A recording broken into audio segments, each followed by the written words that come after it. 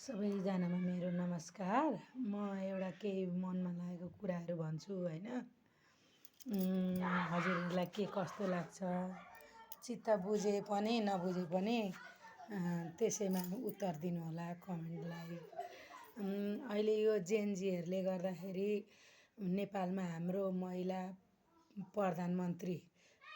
प्रधानमन्त्री सुशीला दिदीले ठाउँ पाउनुभएको छ जेनजीको कारणले। नौरथाको बेलामा नौरथाभन्दा अगाडि आउनुभएको हुनाले कति मान्छेले दुर्गा स्वरूप भएर आउनुभयो।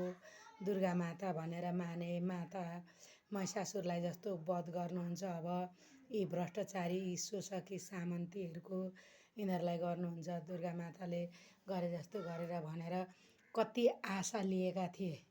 उहाँले पहिले आफ्नो सत्तामा त्यो कुर्सीमा नबसुन्जेल पहिले पत्रकार सम्मेलनमा के भन्नुभएको थियो भने रवि निर्दोष हो, दोषी नै भए पनि ठिक छ, रवि दोषी नै हो, तर काहीँ अहिलेसम्म केही भेटेको छैन। दोषी नै कति ज्यान मार्नेहरूले कति बिगार गर्नेहरू दोषीहरूले पनि धरौटी राखेर बाहिर निस्किन पाएका छन्। मुद्दा खेपेर धरौटीमा निस्केर बाहिरबाट तारिख खेप्न पाएका छन्। तर यो रविलाई चाहिँ किन यसरी कालो कोठरीमा नजरबन्दमा घाम पनि नलाग्ने ठाउँमा यस्तो अन्याय भयो अत्याचार भयो रविलाई भनेर भन्नुहुन्थ्यो उहाँले। अहिले आएर उहाँको सत्तामा बसेपछि मान्छे कति आशा लिएका थिए, जनताले उहाँमाथि कति आश गरेका थिए। यस्तो भन्ने मान्छे अहिले प्रधानमन्त्री हुनुभयो भनेर धेरै जनता आशमा थिए। तर उहाँले धेरै जनताको आश मारिदिनु भयो कि गरिब पछि आएर त्यही मुखले त्यही उसले आखिर प्रमाण त केही भेटेको छैन। गरिबले खोलेको सहकारी रे, गरिबले यसो गरेको रे, गरिबको पसिना खायो अरे, गरिबको यसो गर्यो अरे, त्यो पनि धर्माथि होइन अरे, त्यस्तो कुरा पनि बोल्ने हो त पहिले त भने भए हुन्थ्यो। ठिक छ रविले गल्ती गर्यो सहकारीको पैसाको प्रमाण खोइ त, प्रमाण खोइ भेटाएको। प्रमाण भेटेर रविलाई सजाय गर्नु, जेल हाल्नु, तर बाहिर बसेर पनि त जेल कि तोकिदिनु पऱ्यो नि त।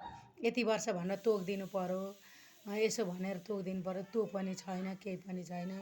अनि त्यस्तो भन्ने, अनि त्यसो गर्दा अहिले स्वतन्त्र भनेर पहिलेका काङ्ग्रेसहरू अहिले दुधले मुख धोएर स्वतन्त्रमा आउनुभएको छ।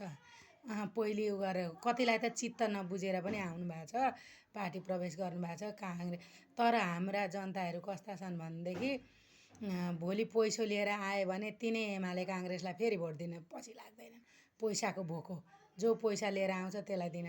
तर बुझ्नु होला सबैजनाले के गरिरहेका छन्, कसो गरे नराम्रा पनि छैनन्। एमालेका मान्छे पनि राम्रा छन्, सोच राम्रो छ। काङ्ग्रेसका पनि मान्छे राम्रा छन्, सोच राम्रो छ। तर केपी गगने यिनीहरूका पुछर यिनीहरूका झोले यिनीहरूका भरौटेमा हिँडे महेश बस्नेत यस्ता कुकुरहरूलाई पनि फेरि यिनीहरूलाई भोट दिएर जिताउनु भयो, भोट दिनुभयो। फेरि चुनावमा भने आफैले गरेको आछि फर्केर खानु होला। मेरो चाहिँ भनाइ यही छ। हजुरहरूलाई कस्तो लाग्छ के लाग्छ? तर सुशीला दिदीमाथि धेरै जनताले आश गरेका थिए। सुशीला दिदीले किन निराश गर्नुभयो कि हामीले नबुझेका हौँ कि उहाँले गर्दै हुनुहुन्छ कि अब उहाँले धेरै जनताको आश मारिदिनु भयो जस्तो लागेको छ। हस् त मेरो शब्द कस्तो लाग्छ हजुरहरूलाई, मिठो नमिठो जे भयो नि कमेन्टमा लेखिदिनु होला। राम्रो लाग्यो पनि नराम्रो लाग्यो नि हस्।